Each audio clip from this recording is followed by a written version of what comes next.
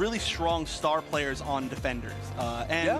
This was one of the first, I think, that people really looked at as like, okay, maybe like they can carry the entire team throughout like certain situations. It was also just kind of where the meta was, but ever since then, I mean, he has been just so incredibly good. Yeah. You can see him all the way on the end. No question as to which one is named Tomato. You were talking about Vitopo earlier, though, and I want to go back a little bit. There was a really nice tweet Vitopo made about saying that he was going to carry everybody that, who was with him, into this match. Essentially all of the other Japanese teams, maybe even like High Five, who I know that they're friends with. They are the last Asia representative. Yeah, which is so, so heavy a burden to carry, if I'm being honest.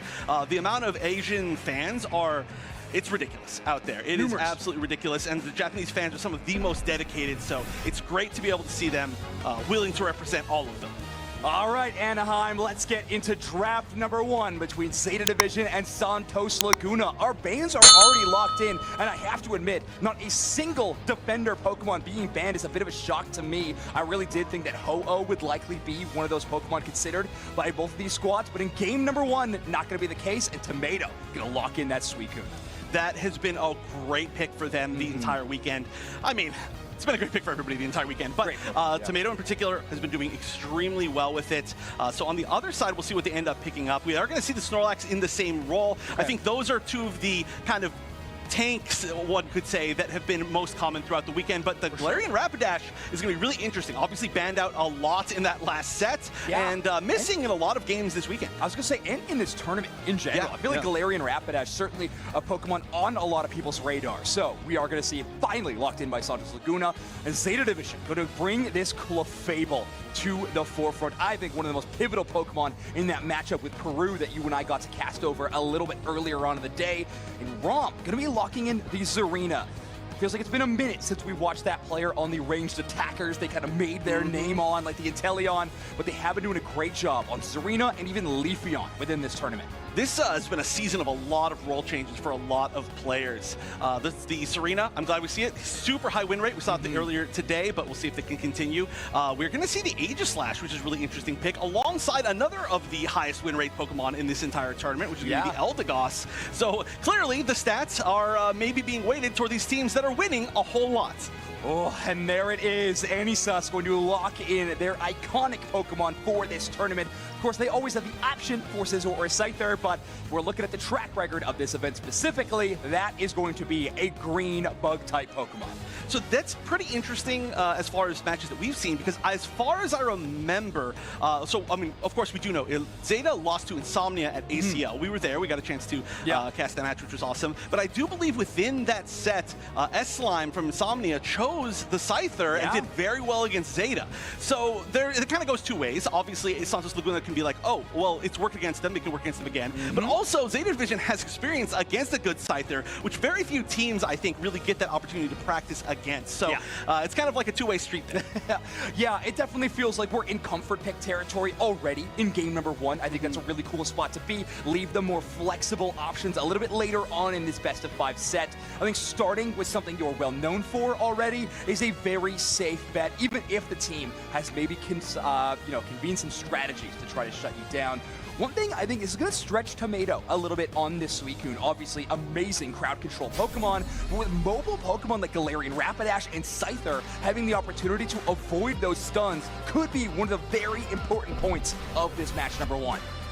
We'll see what happens. Here we go. Top 4 semifinals. We're in a best of 5 Zeta Division on the purple side, and the orange side, Santos Laguna. Both teams fighting for their spot in the grand finals. Japan versus Latin America North. Japan hunting for another World Championship. Latin America North already with their best placement of all time. Looking to see if they can top even that.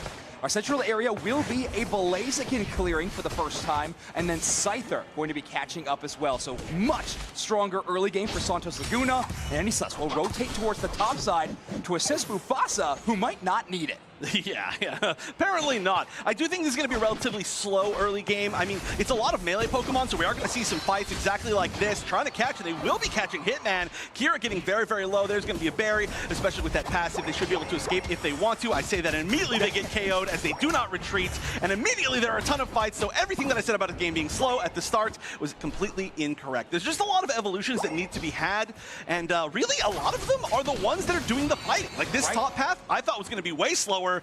They're just running it down. Yeah, I mean, Anisus there backing them up, even pushing Wajiro all the way off of that first goal zone. Buzzwole and just a Clefairy at the time are Pokemon that maybe even a Scyther could handle while being defended on that defensible goal zone. Either way, they are going to retreat back into their central area, get another clear, and make sure they're as high as level as possible for that first 8-minute battle in mid. Quadruped battle down on this tier 1 goal zone. They're still trying to get that score, and they finally get it, but at what cost? They are getting chased down by Suicune. No, going to be able to escape. Not even going to try to follow that up here, though. Getting very, very low. They tried to get some points in, probably get one more score before they got KO'd, but unfortunately was not going to happen. And now the 8-minute spawn. Quite a big challenge here. I like that check in the tall grass. It looks like it's mostly going to be Zeta Division taking control of the center. Yeah, not having Kira Snorlax there to kind of assist in that team is going to be tough, but oh my word! Rom with just a chase down of the Scyther, pushed out of position by the Blaziken, and the Serena catches the escape route. Impressive stuff from Rom. Gets a KO and is actually chasing down the Eldegoss in the enemy central area at the same time. Vidopo trying to find Kira. That Flux Stone is now gone, getting a better opportunity to do so, but even a level 5 Snorlax has got enough HP to make it back to tier 2. And Wajiro still chasing all the way, well not chasing, pushing all the way towards this tier 2 goal zone. The entire team is not stopping at 1. They're going to pick up 2 KOs. Zeta Division is ruthless. This tier 2 goal zone on bottom is already down to about half of its HP. In the meantime, up top, we are going to have a little bit of the 1v1. We finally got the full evolution for the Aegislash, so we are kind of chilling up there for a little bit. We don't see a huge level lead on either side, so they stayed up pretty even, but as the Aegislash, I feel like you got to be pretty happy with that because you had to take a little bit more time to evolve. Yeah, exactly. You are out-leveling your path opponent in Tommy, which is fantastic, but you gotta be scared about this level 10 Blaziken from Vidopo. That is worrisome indeed. You have Kira focusing on that Regieleki, make sure to knock it out. Certainly, Wajiro not in danger of stealing it from you. Follow me, we'll track a little bit of that damage, but now it's all in on this tier 1. Not being used to trap them there, but still managing to barely try and escape. No, going to be hunted down. And once again, Zeta Division is going to pick at least a few KOs up, although everybody's really, really low. They just need to find a few more final hits, and it is going to be Rom, probably cleaning up a whole lot of this, and they're going to actually equal up to level 10 as well. So they've been out maybe not quite as much in most of these fights, but they're going to be very, very scary later on, especially that Unite is going to have a really great target in that site there. They're going to continue to push. One more KO on the Eldegoss. One more target for them. They're going to probably try to score. I'm not sure if you can fully push them away here. Kira all alone. Will pick up one berry. Will escape. This tier 1 goal zone, though, I think this is gonzo. Yeah, interestingly, not a lot of urgency to defend that tier 1. We actually see 2 of the main damage-dealing Pokemon in Anisus and Mufasa moving down towards the bottom side of the map to get a few scores. At this point in the game, they are playing from behind, not only in that scoring front, but also the stacking front. They need to get some EXP. Rom in danger with the Suicune backup. Tomato with a devastating Unite move. Kira a little too late on that heavy slam yawn combo. That was a beautiful Unite, landing on 3 members that completely turned that fight around. I really, truly do not think you can give Tomato Suicune. That's something that I said yesterday, I actually believe. But hey, any of these great Suicune players, it is an absolute game changer Pokemon. Right now, this tier 2 goal zone once again getting pushed all the way down. How rare is it to see the tier 2 goal zone on bottom broken, especially before the 5-minute mark? That is a level of aggression that is almost unparalleled here. Yeah, Santos Laguna just so experience hungry at this given moment. Scyther and Aegislash will show up for a fight, but if it goes south, they need to go anywhere else and catch up a little bit on experience. I know Spraggles and Dupesnacks have some pretty strong opinions on that Pokemon in particular. One of the outlying ones, though, I think one of the very, very general consensus opinions is that Pokemon has a really tough time playing from from behind. We're starting to see that right now. Yeah, this is in general a team that's pretty tough to play when you are this far behind. I believe Galarian Rapidash as well, especially when you're not playing it as a support and you need to actually get some damage off of it. It needs to put itself in some pretty vulnerable situations, and while you can, of course, resist some of the crowd control, you're still taking damage, you're still taking some of the crowd control. It's pretty scary when you're up there against members 3 levels higher than you, which is what we're seeing right here from the Blaziken, 2 levels higher from their other damage dealers. Not a very happy look, I think, for Santos Laguna, but we're only at the 4-minute mark, so they've got some time to come back. Yeah, and still a level 13 Blaziken is an absolutely terrifying raid boss to have to deal with. A very bold jump pad from Hitman, gonna end up in the midst of 4 enemy Pokemon. They get pulled back in. Buzzwole Unite from Tommy will get the KO.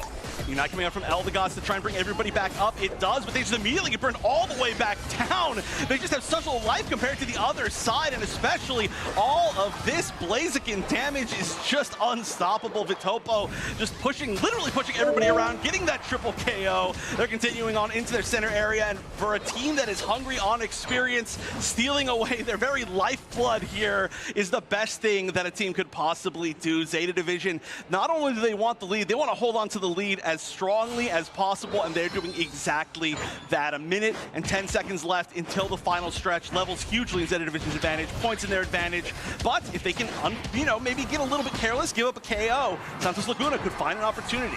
Right, but in that same vein, you could also take even more. That will be the Galarian Rapidash Unite move to hold Vitopo in place, but it seems like they're only doing it for the time being. Mufasa just need to wide guard. They are solo, and they will get the KO onto the Blaziken, so a lot of resources spent to get that knockout. You will likely not have the Aegislash or the Rapidash Unite move for this final fight, but that's a whole lot of experience as Aegislash goes down. Ooh, they are managing to fight pretty well on the side of Santos Laguna despite everything, especially with this chase down here from the Galarian Rapidash. They're chasing all the way into the center area. A lot of resources being used. Okay, that yawn just buys a little bit of time. It stops Tommy's combo on the Buzzwole, and now they have an opportunity to knock them out as well. That will be a Unite move from the Snorlax, and Santos Laguna are pushing all the way to the enemy central, as Enisus has now achieved level 14.5, and 3 members of Zeta Division are waiting on respawn timers. Oh, some great scores to try and even things up. They're just going to position pretty far forward. There's still 3 members that are just respawning right now from the side of Zeta Division. Will Santos Laguna go for the immediate burn? Will they try to get maybe another pick? No, they're going for it. They're ripping it. Rayquaza down to already 1/3 HP. What's the securing attempt to be? No, the Unite was used but not caught, and it's going to be Buzzwole of all things. The coup de grace was not timed right.